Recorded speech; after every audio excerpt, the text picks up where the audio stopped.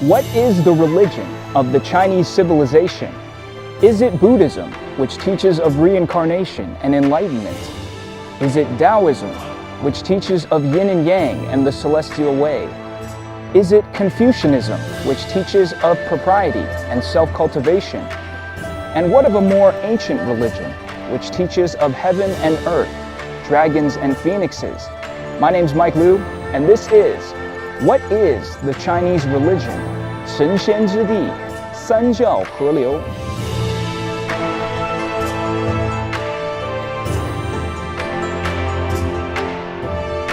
How's it going, my friend? Welcome to my channel. We're out here in the Celestial Empire. I'm coming at you today from the city of Datong in the northern tip of Shanxi province, up here in northern China.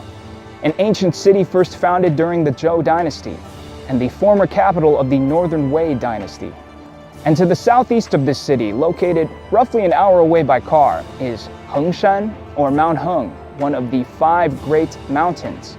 A grouping of 5 sacred mountains here in China that have held spiritual significance for millennia, ancient sites of pilgrimage. And at the western edge of this mountain, you will find the Hanging Temple, an ancient temple built into the face of a cliff that, when you're looking at it, appears almost as if it's suspended from the cliffside.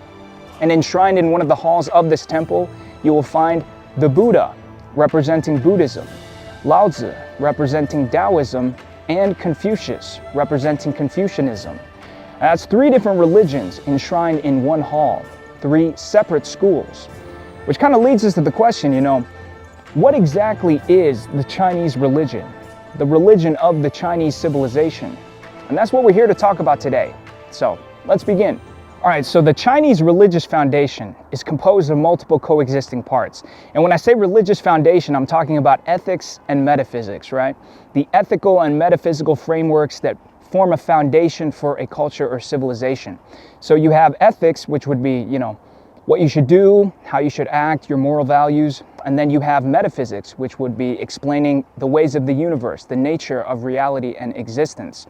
And these come together to form a sort of foundation for a culture or civilization that forms people's thoughts and opinions and worldviews and behaviors. And every culture or civilization has some form of this framework, and today we'll be exploring the Chinese religious foundation, which, as I said, is composed of multiple coexisting parts. So let's get into what each of these parts are. The first of these parts is what you could call the ancient Chinese religion. Essentially, this is the native paganism of China, the ancestral religion of the Chinese civilization, tracing its roots back to ancient times. And this is the ancient ethics and metaphysics that provide the foundation for the Chinese civilization. So we'll do a quick metaphysical overview of this religion. At the very top, you have heaven. The Chinese conception of heaven is speaking to the heavens, the divine, the almighty. It is seen as a divine will and a divine order, a supreme God mind, which oversees all of creation. And it is also seen as the source of life here on earth. Then below heaven, you have the myriad gods and deities and immortals, a polytheistic pantheon, essentially, of gods and deities, the old gods of China, so to speak, right? Various gods representing various manifestations of heaven and various phenomena in nature. You also have immortals, which are essentially human beings who, through spiritual self-cultivation and development, have achieved such a level that they ascend, they become more than merely human, they become supernatural beings, immortals. They gain immortal life and they enter the pantheon. So you have gods, deities, immortals, including, for example, the Yellow Emperor, the 5 cosmic lords, the 4 dragon gods, and many more. And speaking of dragons, you also have heavenly beasts, such as the Chinese dragon and phoenix. And then below, you have Earth. And on Earth, of course, are mankind, animal life, etc. And all throughout Earth and beyond, you have various spiritual entities as well, like spirits, ghosts, demons, throughout the earth, throughout the ether. And so that's a quick overview of the metaphysical foundation. And there are various types of worship within this religion, the 3 main pillars being ancestor worship, heaven worship, and deity worship. So deity worship would be the worship or veneration of the myriad deities, gods, and immortals. Heaven worship would be worship of the supreme God mind, the almighty divine will. And then you have ancestor worship, which is the worship or veneration of your ancestors, your ancestral line. And it's interesting, whether you believe in creationism or evolution, your ancestors are the link between you and the beginning of life itself, right? So ancestors were seen as the link between an individual and heaven, and they were venerated as such. Now, all three forms of worship were, of course, important, but the most important, I would argue, historically and up to the present day, would be ancestor worship. Ancestor worship is a very important component of the Chinese tradition, and there was a whole set of practices and rituals that compose proper ancestor worship within the Chinese tradition. Yeah, so this is the ancient Chinese religion, which traces its roots back thousands of years. Now, historically, this religion did not have a single unifying name to refer to it. People would have conceptualized it simply as the ways of the world, the ways of the universe, You might have heard of the term Chinese folk religion, which is a foreign term introduced in modern times, a foreign scholarly term to essentially classify this religion. Now, Chinese folk religion primarily refers to the modern practices that compose Chinese paganism, less so to the ancient ancestral form of it, but to simplify, it is essentially referring to this ancient Chinese religion that traces its roots back from ancient times up to the present day. So Chinese folk religion, the religion of the Chinese folk, of the Chinese people, of the Chinese civilization. And so if you were to answer the question, what is the Chinese religion, by answering, this ancient Chinese religion, Chinese folk religion, you wouldn't be wrong, but your answer would be incomplete, because another very important component of the Chinese religious tradition is that of the three teachings. And the three teachings are Confucianism, Taoism, and Buddhism. Now, Confucianism and Taoism, of course, are native to China. They are actually born out of this ancient Chinese tradition. You could almost imagine Confucianism as a development of the ethics of this ancient religion, and Taoism as a development of the metaphysics of this ancient religion. That's a very simplified view, but essentially you could see it that way. And then you have Buddhism, which of course is of Indian or Dharmic origin. It begins in northern India, eventually spreads into Central Asia. And when the Chinese Empire conquers into Central Asia under the Han Dynasty, that's when Buddhism makes first contact with the Chinese civilization, and it eventually spreads into China. It syncretizes with the Chinese religious tradition over the centuries, and then eventually joins the Chinese religious foundation. Now, interestingly enough, all three of the three teachings arise in the world at roughly the same time. We're talking around 500 BC, give or take. So in China, you have what's known as the Spring and Autumn period, which is a period in Chinese history that was very important for the development of culture and philosophy and religion, civilization essentially. And during this time, you had the rise of various schools of thought, each led by various sages and scholars. Included among them would be Confucius, leading the school of Confucianism, and Lao Tzu, leading the school of Taoism. And many other schools of thought as well, for example, legalism, Moism, naturalism, etc. And then at roughly the same time over in northern India, you had the teachings of the Buddha and the rise of Buddhism. And this period in time is actually part of a wider period in world history that's come to be known as the Axial Age, where all across many parts of the world, you see huge developments in culture and philosophy and religion, all seemingly independent of each other. So again, in China, you have the Spring and Autumn period with the rise of Confucianism and Taoism. In India, you have the teachings of the Buddha and the rise of Buddhism, as well as important developments within Hinduism. In ancient Persia, in Iran, you have the prophet Zoroaster, also known as Zarathustra, who founds the religion of Zoroastrianism. In the Middle East, in the Fertile Crescent, scholars say during this time, the ancient Israelites complete their transition from polytheism to monotheism, and the monotheistic religion of Judaism is solidified, the first of the Abrahamic faiths. Then in ancient Greece, you have huge developments in philosophy with Socrates, Plato, Aristotle, and others. So really all across Eurasia, you see huge developments in culture, philosophy, religion, etc. Again, all seemingly independent of each other. So, you could say it's just mere coincidence, or you could say maybe it's something else, humanity kind of collectively tapping into higher spiritual levels. Right, but zooming back in on the East, you have the rise of the three teachings. Now, I'll go over quickly what each of the three teachings are. So we'll start with Confucianism. Now, Confucianism has been described as both a philosophy and a religion. It's relatively heavier on the ethical side of things, relatively lighter on the metaphysical side of things, although it does touch on metaphysics as well. But it's primarily concerned with ethics and morality. It's a humanistic philosophy. concerned with how human beings should act in this world so as to bring about a better society.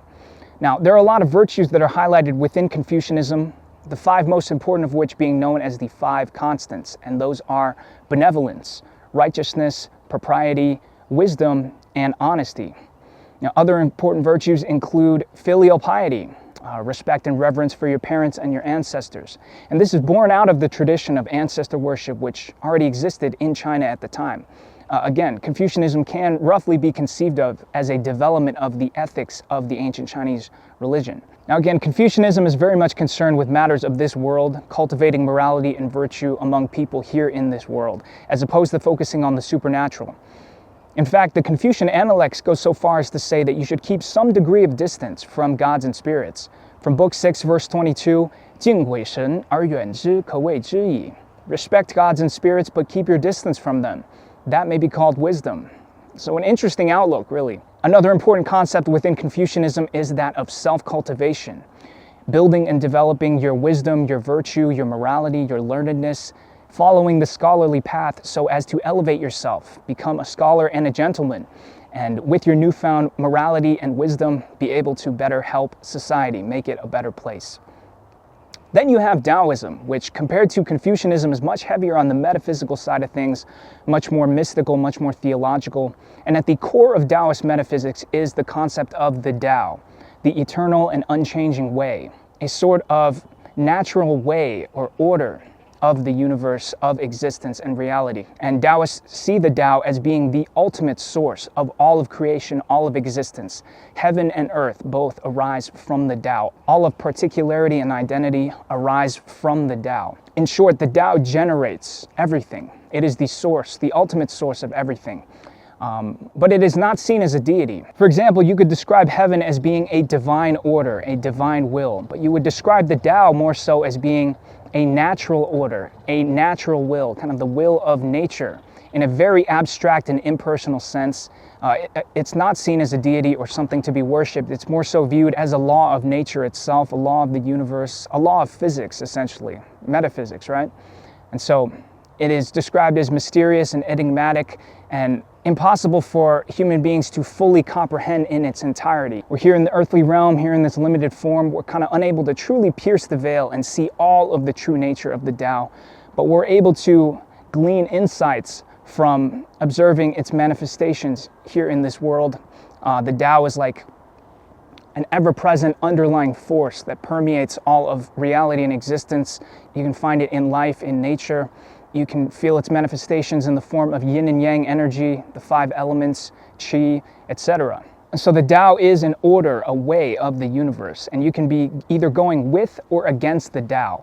And Taoist ethics essentially teach that the root of virtue is going with the Tao. They would teach you, you want to be going with the Tao, going with the way of the universe, so as to follow virtue and be more successful in your endeavors. And Taoist ethics include things such as humility, simplicity, temperance. Taoists preach of Wu Wei, effortless action or natural non-action. And there are many more esoteric practices within Taoism as well. Amongst the Taoist mystery schools, things like alchemy, internal and external alchemy.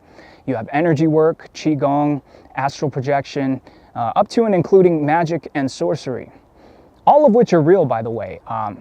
Listen, I know how that might sound to some of you. I was an atheist for most of my life, and I'm talking full-blown atheist, like I only believed in science, And now I believe in a lot of things.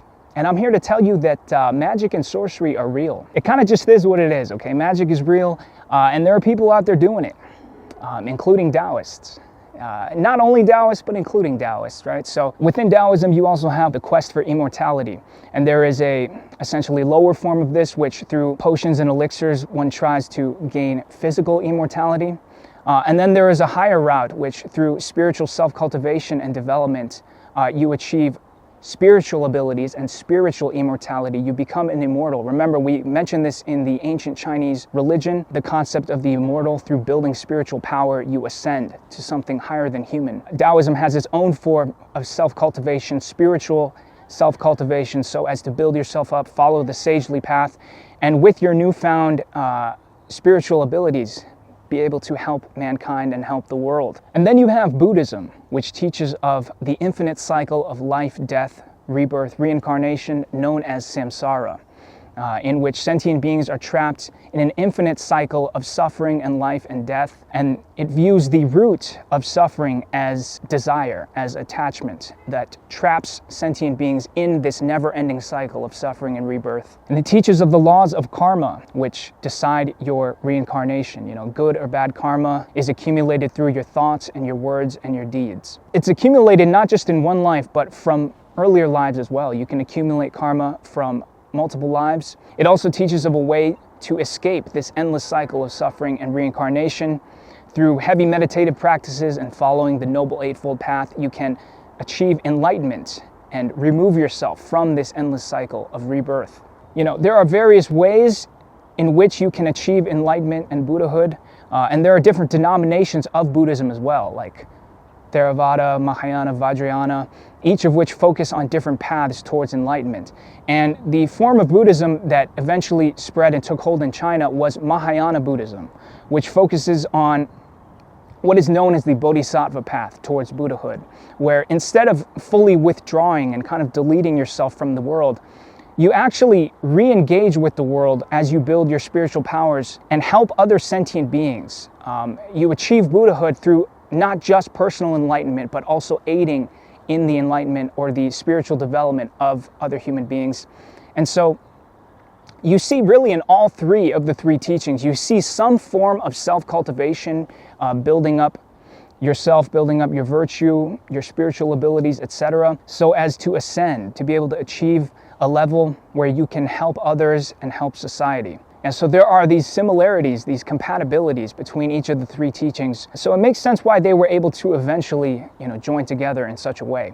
There are differences between the three as well, though, disagreements, points of contention, but ultimately the compatibilities prevailed, and they were able to kind of braid together into this foundation in China known as the three teachings. Now, if you were to ask me which of the three teachings was the most important, the most influential, now listen, all three of them were very influential, of course, but if I had to choose one, I would, of course, go with Confucianism. Out of the three, Chinese civilization was most defined by Confucianism. You would describe it as a Confucian civilization before you would describe it as a Taoist or Buddhist one. So all three are very influential. They influenced each other, but Confucianism really, as the ethical framework, unified, binded, and generated the civilization, the Chinese civilization here on Earth throughout the centuries. Now, interestingly enough, the history of the three teachings in China can also be broken into roughly three different parts: early, middle, and later. So prior to the arrival of Buddhism in China, you have the ancient tradition, you have Confucianism and Taoism. As I said, Buddhism makes first contact with the Chinese civilization during the Han Dynasty and begins the process of intercommunication and synthesis. So you have Buddhist missionaries from Central Asia carrying early Buddhist scriptures into China, and there begins a translation process of the scriptures from Sanskrit into classical Chinese. During this translation process, a lot of the mystical and theological and religious terms in the Sanskrit scriptures, when they're translated into Chinese, for a portion of them, they use Taoist terminology that already existed within Chinese to represent them. So just through the act of translation, you already have some degree of synthesis. The Buddhist scriptures, when written in Chinese, they take on some degree of Taoist flavor, essentially, right? And so the early period of the three teachings would be, after the Han Dynasty, so we're talking into the Three Kingdoms period, the Jin Dynasty, and then the Northern and Southern Dynasties period. During this early period, the three teachings are still very much separate and distinct from each other, and there is a degree of contention and disharmony between the three as well. During this period, Buddhism is still very much seen as a newly arrived foreign faith, but again, during this period, there is the beginnings of synthesis, and Buddhism does begin to spread through China. Then you have the middle period, which would be roughly the Tang and the Song dynasty periods. And during this period, you see a huge uptick in synthesis and syncretization between the three. So Buddhism had already existed in China for a few centuries at this point, and during this time, you have the rise of various schools of Chinese Buddhism. So again, Buddhism is, of course, of Dharmic origin, but over the centuries, it synthesizes and syncretizes with the native Chinese tradition, and various schools of Chinese Buddhism arise with scripture written in Chinese, the Chinese Buddhist canon. Schools like Tiantai, and Pure Land, and Chan Buddhism, also known as Zen Buddhism. Also during this period, you have the rise of various Taoist religious denominations, many of which are influenced by Buddhist teachings. You also have the rise of Neo-Confucianism, which is kind of a reaction to the synthesis of these three teachings. But that's a whole other topic in and of itself. In short, during the middle period, you see a huge increase in synthesis. Then you have the later period, which would be the Yuan, the Ming, and the Qing dynasties. During this period, you essentially have Sanjiao Heliu. You have three teachings harmonious as one. By this time, the three teachings have already coexisted within China for centuries. They've intercommunicated and have synthesized with each other for centuries. And during the later period, they've already reached essentially a stable existence, a harmonious coexistence and homeostasis with each other, and they're able to braid together to form a fabric, a coherent religious foundation known as the three teachings. And these three teachings, in addition to the ancient Chinese religion, Chinese folk religion, they compose the Chinese religious foundation. So there you have it. That's the answer to the question, what is the Chinese religion? Well, it is the ancient Chinese religion and the three teachings existing harmoniously together to form a coherent underlying fabric or foundation for the culture, for the civilization. And this is not only a foundation for the Chinese civilization, it also spreads to neighboring nations in East Asia and deeply influences them as well. And so there you have it, an overview of the Chinese religious foundation as well as some of the religious history of the Chinese civilization. Now, real quick about the location. So as I said, I'm in the city of Datong here in Shanxi province. I'm by the old city district, which is enclosed within the city wall.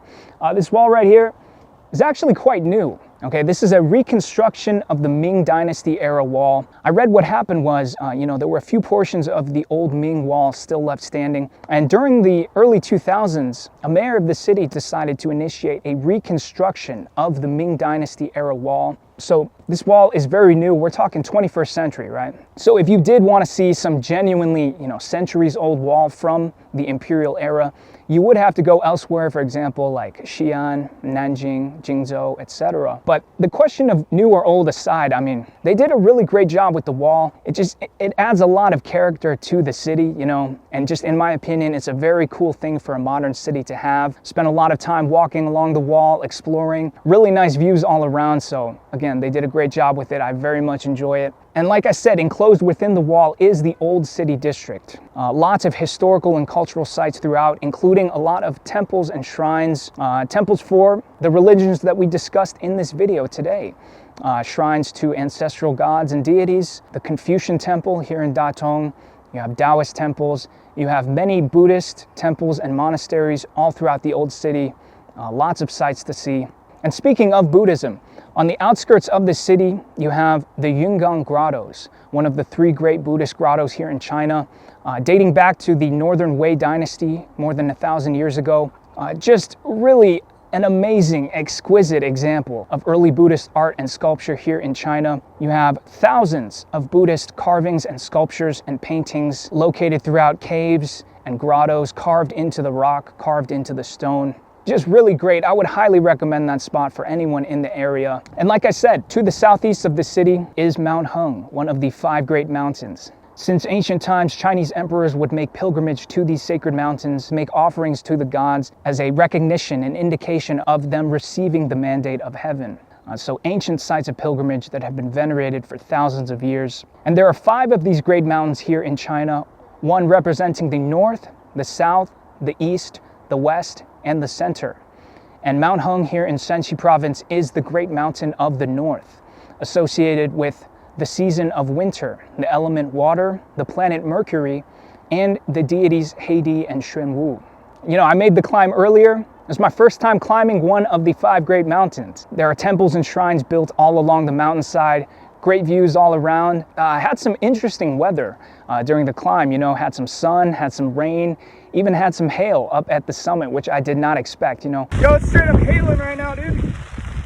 It is straight up hailing. But it made for some very interesting views. It was quite the climb. And again, it was my first time climbing one of the 5 great mountains. I'm hoping to see the others as well. And of course, at the western edge of the mountain is the Hanging Temple, which also dates back to the Northern Wei dynasty. That's a primarily Buddhist temple, but one of the halls is known as the Hall of Three Religions, and enshrined inside are the Buddha, Confucius, and Lao Tzu. It's a really interesting and obviously unique temple in its construction. A lot of sights to see here in this area, you know, a lot of history. I've been having a great time checking them out, and been trying out the local food as well, you know. Datong is known for its knife-cut noodles, so I've been having a lot of noodles since coming out here. Yeah, we're doing some travel content too, right? We're doing it all.